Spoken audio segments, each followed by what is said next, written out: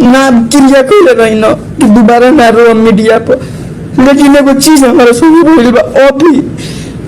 अब आप ही लोग सब कुछ हैं, अब आप लोग को ही देखना है कि मुझे क्या करना है। आप प्लीज बताइएगा जरूर। दुख है इसलिए जाहिर किया, मन तो नहीं करता था, बट एक पिता होने के नाते तकलीफ बहुत हो रही है कि उसका कोई दोष नहीं था। कल चल के ये चीजें वो देखेगी, आज वो बड़ी हो गई है, वो चीजें समझती है।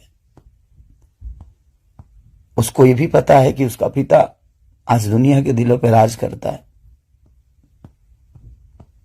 जब वो ये सब देखेगी तो कैसे उसे आंख मिलाऊंगा, ये चीजें थोड़ी सी तकलीफ दे रही है मुझे।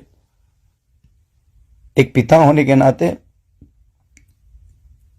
ये तकलीफ हो रहा है मुझे कि उसके सामने मैं कैसे जाऊंगा कि उसके पिता की वजह से उसको बेइज्जत किया जा रहा है और उसी के भाषा के लोग कर रहे हैं जिस भाषा की वो बेटी है।